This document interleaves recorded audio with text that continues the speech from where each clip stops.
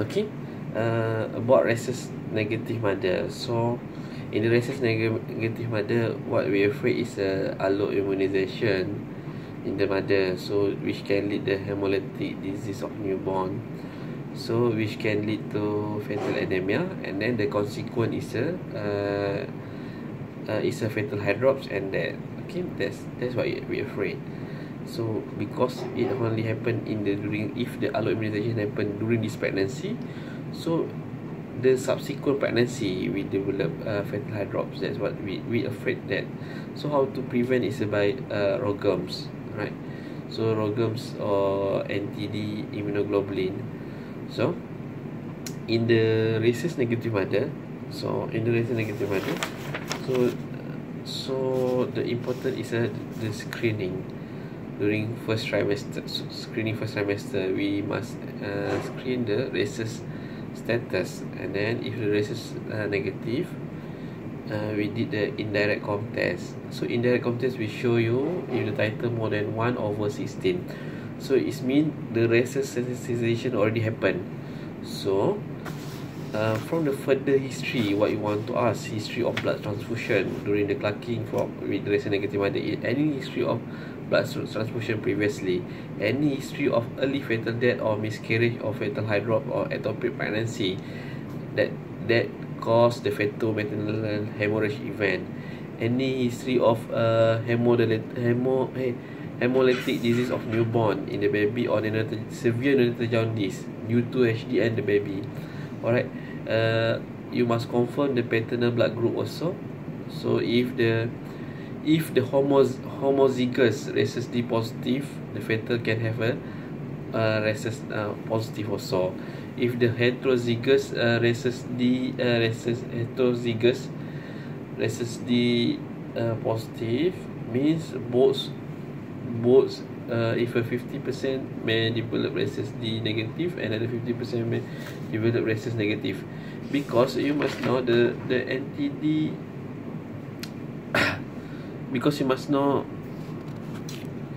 right, in the rhesus negative is autosomal recessive, so R small r. Okay, so in term of that's we afraid is a hemolytic disease of newborn, so which can lead the fetal anemia and fetal heart drops. Okay, so in the management, so we must close monitoring. So indirect counters is significant to detect resensitization.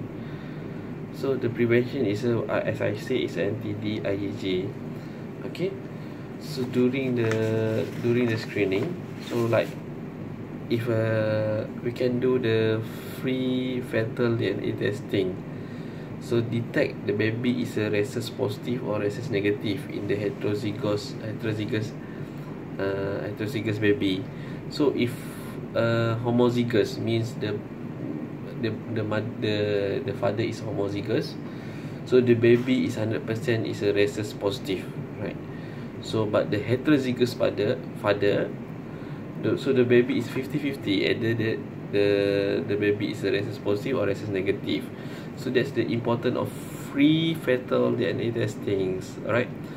So if free fetal DNA testing shows as rhesus positive, okay, so we can consider the indirect comp test to see any risk of rhesus sensitization. Right. So if we suspect there is evidence of fetal anemia, so first we can do is if we suspect it's a rhesus sensitization happened already, so you can do is a MCA Doppler initially, started at 16 week to 18 week of gestation, so to detect the peak systolic velocity. If peak systolic velocity more than 1.5 MOMs, alright, so you can check the fetal hemoglobin by chondrosynthesis. Alright, so from that, first you can check the fetal hemoglobin, you can check the fetal hematocrit, and then you can check the amniotic fluid spectrometry. So from the amniotic fluid spectrometry, first, amniotic fluid spectrometry. So amniotic fluid spectrometry, you can see the amniotic fluid bilirubin, and then estimation of bilirubin we plot in the Lilly graph. Lilly graph is a special at 27 week and above. So if there is a 3 zone, so in the zone number 1 is a lower zone, is a mild to no hemolytic anemia lagi. If zone 3 means is a severe hemolytic disease of newborn and fatal deaths within 7 to 10 days, is zone 3. So that's one indication for fetal blood transfusion, intrauterine transfusion. Number 2, either you do the amnios. So but if zone 1, so you do 2 to 4 weekly, every 2 weekly amniocentesis to detect. And then if zone 2, about 2 weekly. Okay. Alright. So in terms of that, also, so you can you can see. Alright, you can detect you can do the MCA. You can screen for hematocrit level. So hematocrit level and hemoglobin level. So when you want to decide to transfusion, so the decision of transfusion volumes is a bit. Transfusion is our aim is a hematocrit level more than 40 to 50%, because we anticipate the reduction of hematocrit 1% per day. In extreme, the transfusion volume is ranging between 20 to 100 mils, right? Okay. The study shows, and then how we transfuse. So there is a 2-way: intraperitoneal transfusion or percutaneous umbilical blood samplings. Okay. And during the chordosynthesis, right? This one is we do under ultrasound guidance, as early as 70 to 18 weeks. They associated with the 1 to 2% of fetal loss in non-hydrops baby. So it's required well-trained and skillful person to do this one. Alright.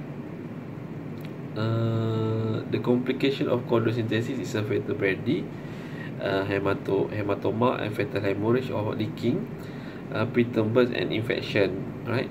So about the intraperitoneal transfusion, red cell is a place in the fetal peritoneal cavity and absorbed in the subdiaphragmatic and lymphatic thoracic duct. Okay. The disadvantage is not suitable for hydrops fetus and lack of pre and post transfusion level. So and then also increase the intraperitoneal pressure will reduce the venous return also. But it's ideal for early gestational age, which means less than 18 weeks pregnancy. So alright. Okay, that's about the okay, this patient should manage by fetal-maternal specialist. Okay. Otherwise, we plan for delivery in the Rhesus sensitization happen already, or we detect the fetal hydrops. We plan to delivery weekly. So we follow up her weekly at 32 weeks up to terms. Actually, we plan to term delivery. Okay. Otherwise, that's all about the Rhesus negative. Okay. Thank you.